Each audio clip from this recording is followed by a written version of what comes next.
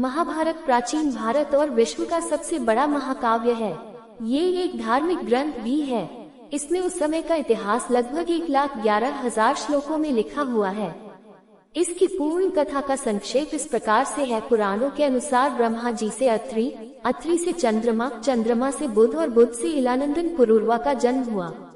पुरूरवा से आयु, आयु से राजा नहुष और नहुष से ययाति उत्पन्न हुए। ययाति से पुरु हुए। पुरु के वंश में भरत और भरत के कुल में राजा कुरु हुए। कुरु के वंश में शांतनु का जन्म हुआ। शांतनु से गंगानंदन भीष्म उत्पन्न हुए। उनके दो छोटे भाई और थे चित्रांगद और विचित्रवीर्य। ये शांतनु से सत्यवती के गर्भ से उत्पन्न हुए थे। शांतनु के स्वर्गलोक चले जाने पर भीष्म ने अविवाहित रहकर अपने भाई विचित्रवीर्य के राज्य का पालन किया। चित्रांगद बाल्यावस्था में ही चित्रांगद नाम वाले गंधर्व के द्वारा मारे गए। फिर भीष्म संग्राम में विपक्षी को परास्त करके काशीराज की 3 कन्याओं अंबा, अंबिका और अंबालिका को हर लाए। वे दोनों विचित्रवीर्य की भार्याएं हुईं। कुछ काल के बाद राजा विचित्रवीर्य राजयक्ष्मा से ग्रस्त हो स्वर्गवासी हो गए। तब सत्यवती की अनुमति से व्यास जी के द्वारा नियोग द्वारा अंबिका के गर्भ से राजा धृतराष्ट्र और अंबालिका के गर्भ से पांडु उत्पन्न हुए। गांधारी के गर्भ से धृतराष्ट्र को 100 पुत्रों की प्राप्ति हुई, जिनमें दुर्योधन सबसे बड़ा था और पांडु के युधिष्ठिर, भीम, अर्जुन, नकुल, सहदेव आदि 5 पुत्र हुए। धृतराष्ट्र जन्म से ही अंधे थे, अतः उनकी जगह पर पांडु को राजा बनाया गया। इससे धृतराष्ट्र को सदा अपनी नेत्रहीनता पर क्रोध आता और पांडु से द्वेष भावना होने लगती। पांडु ने संपूर्ण भारतवर्ष को जीतकर कुरु राज्य की सीमाओं का यवनों के देश तक विस्तार कर दिया। एक बार राजा पांडु अपनी दोनों पत्नियों कुंती तथा माद्री के साथ आखेट के लिए वन में गए। वहां उन्हें एक मृग का मैथुनरथ जोड़ा दृष्टिगत हुआ। पांडु ने तत्काल अपने बाण से उस मृग को घायल कर दिया।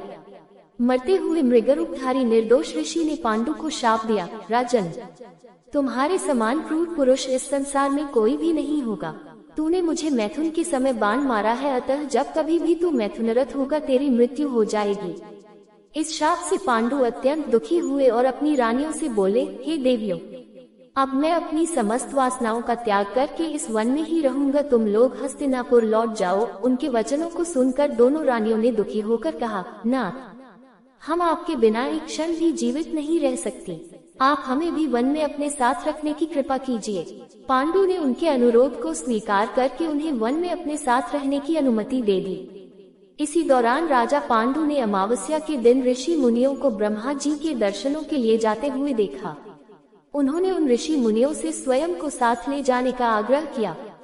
उनके इस आग्रह पर ऋषि मुनियों ने कहा, राजन, कोई भी निसंतान पुरुष ब्रह्मलोक जाने का अधिकारी नहीं हो सकता, अतः हम आपको अपने साथ ले जाने में असमर्थ हैं।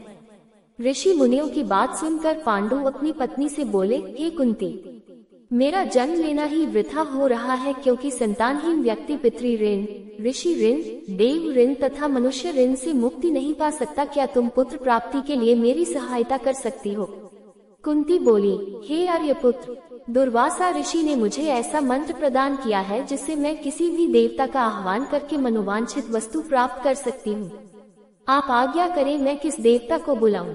इस पर पांडु ने धर्म को आमंत्रित करने का आदेश दिया। धर्म ने कुंती को पुत्र प्रदान किया, जिसका नाम युधिष्ठिर रखा गया। कालांतर में पांडु ने कुंती को पुनः 2 बार वायुदेव तथा इंद्रदेव को आमंत्रित करने की आज्ञा दी। वायुदेव से भीम तथा इंद्र से अर्जुन की उत्पत्ति हुई।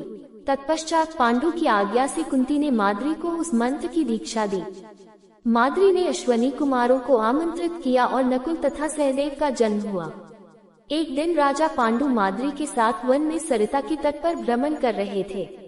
वातावरण अत्यंत रमणीक था और शीतल मन सुगंधित वायु चल रही थी। सहसा वायु के झोंके से माद्री का वस्त्र उड़ गया। इससे पांडु का मन चंचल हो उठा और वे मैथुन में प्रवृत्त हुए ही थे कि शापवश उनकी मृत्यु हो गई। माद्री उनके साथ सती हो गई, किंतु पुत्रों के पालन पोषण के लिए कुंती हस्तिनापुर लौट आई।